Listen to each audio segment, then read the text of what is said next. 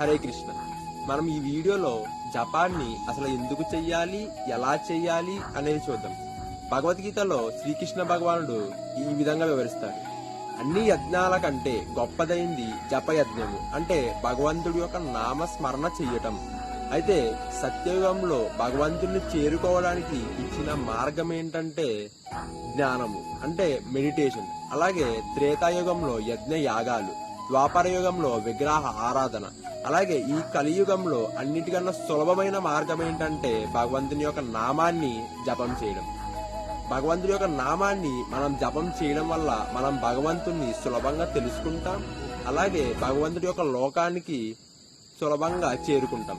అయితే ఈ భగవన్ నామాన్ని ఎలా జపం చేయాలి అనేది తెలుసుకుందాం. దీనిని జపమాల అని అంటారు. ఈ జపమాలలో దీన్ని మణి అని అంటారు, ఒక్కొక్క దాన్ని మణి అని అంటారు. ఇలాగా మొత్తం 108 మణిలనే ఉంటాయి. దీన్ని గురుమణి అని అంటారు. ఏదైతే పైన ఉందో దీన్ని గురుమణి అని అంటారు.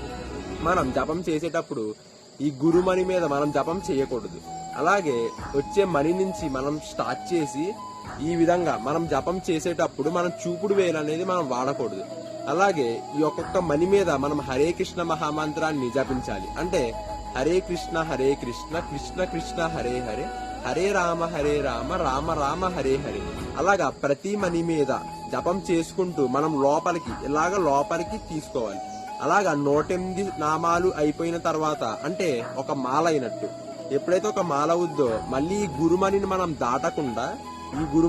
దాటకుండా మళ్ళీ వెనక్కి తిరిగి ఎలా అయితే వచ్చామో అలాగే మళ్ళీ ఒక్కొక్క మణి మీద భగవంతుడి యొక్క నామాన్ని చెప్పుకుంటూ 2వ మాల కంప్లీట్ చేయాలి. అలాగా కనీసం రోజుకి ఒక మాల, అంటే 108 సార్లు అయినా సరే మనం భగవంతుడి యొక్క నామాన్ని జపం చేయాలి. హరే కృష్ణ.